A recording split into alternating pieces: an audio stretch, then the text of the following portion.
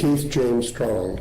It was about 52 years ago I moved to Burlington, and I've been here for 52 years, and it's just been a very positive, progressive time in my life, and I got involved in projects that meant a lot to me, and also I felt to the community and my family.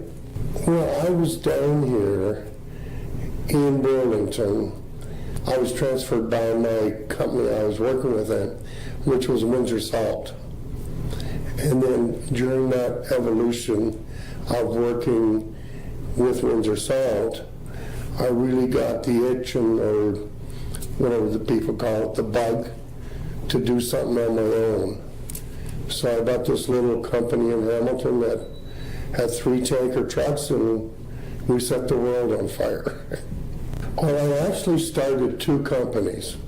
One was a high-pressure cleaning company that did work for industrial companies and manufacturers. DeFasco was a very large customer of ours.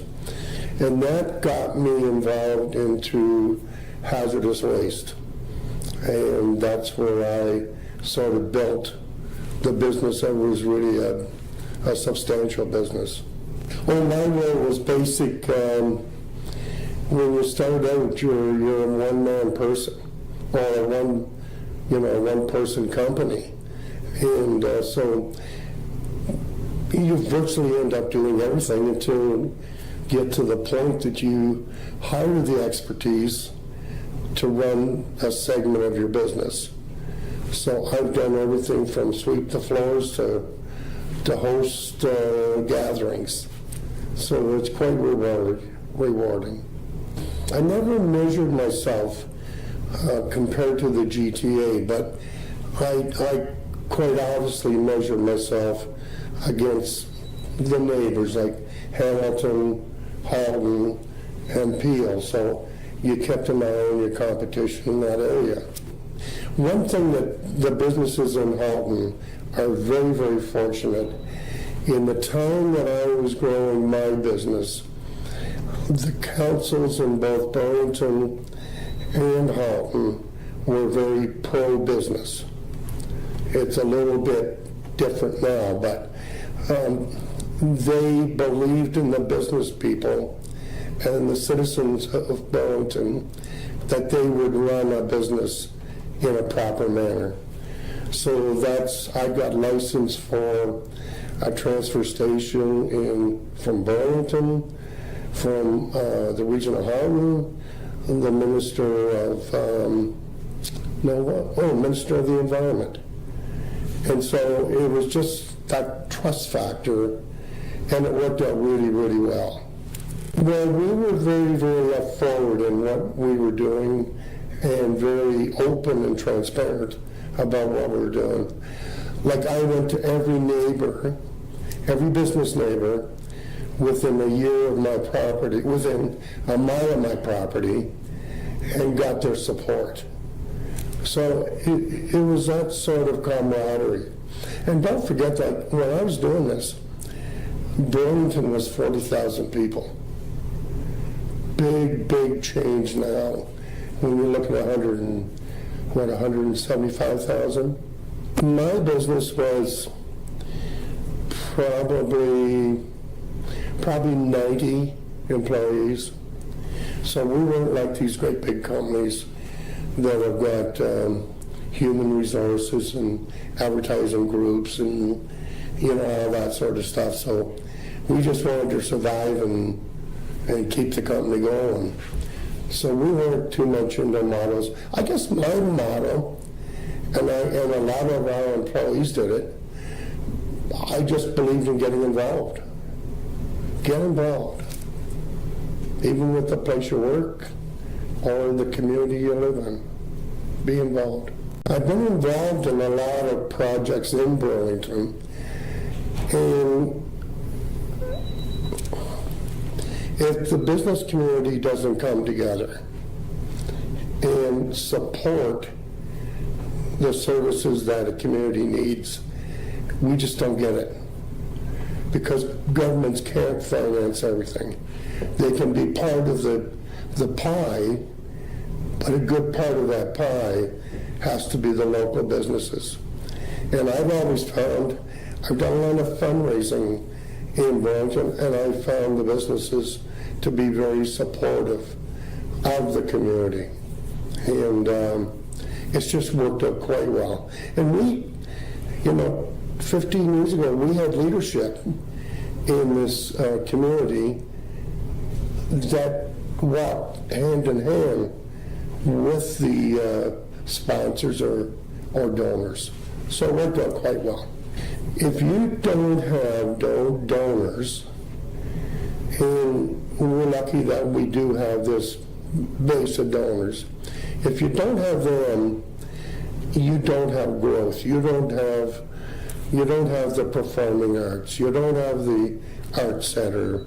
I was involved with the Tansley Woods Community Center down here. A lot of people said that was crazy. Walter Malkowicz spearheaded that. And you know something? It's one of the busiest places in town. And Walter had the right idea, and a bunch of people got together and raised some of the money. The interior government gave us a bunch of money for that, but you need that philanthropy to kickstart a lot of projects that once it gets started, and the governments can see, or large organizations can see that there's a nucleus of people backing it within the community, then things seem to happen. Well, there's not necessarily anything I'm looking for myself.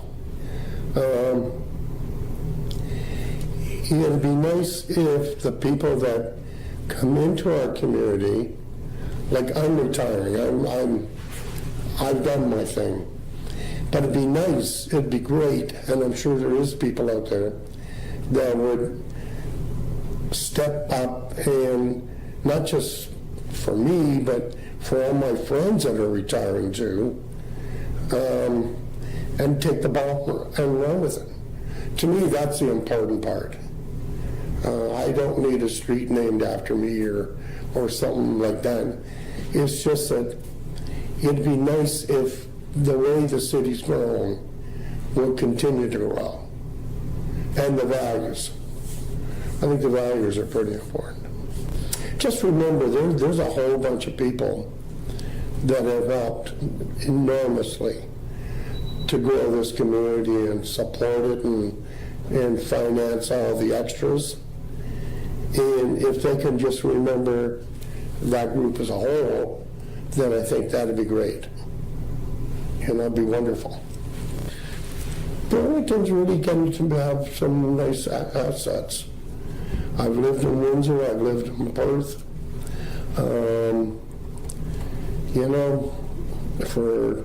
For a town this size, or I should say a city, we're not doing too bad.